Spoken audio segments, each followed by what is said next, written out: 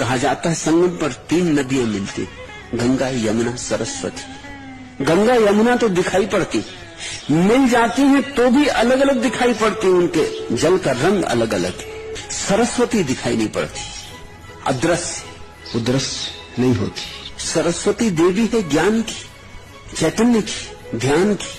तीर्थ बनाया ही इसलिए है वहां, क्योंकि त्रिवेणी ही सारे जीवन का तीर्थ है। यहां 2 तो दिखाई पड़ते हैं, तीसरा छुपा छुपा है। दृष्टा, दृश्य दिखाई पड़ते हैं, दर्शन का अनुमान करना पड़ता है। दृश्य भी पकड़ में आ जाता है, दृष्टा भी पकड़ में आ जाता है। दर्शन को तुम अपनी मुट्ठी में न बांध पाओगे, वो अदृश्य सरस्वती है। ऐसी ही मनुष्य की दशा है। असल में ये मनुष्य की दशा का ही प्रतीक। तुम्हारे भीतर शरीर और मन तो दिखाई पड़ते, यद्यपि मिले जुले हैं, फिर भी उनकी धारा अलग अलग दिखाई पड़ती, रंग अलग अलग है। चेतना दिखाई नहीं पड़ती, चेतना ही सरस्वती है। तुम्हारी चेतना नहीं दिखाई पड़ती, वह सरस्वती। तो मन, शरीर और आत्मा, इन 3 का मिलन तुम्हारे भीतर हो रहा है। यही है प्रयागराज, तीर्थों का तीर्थ।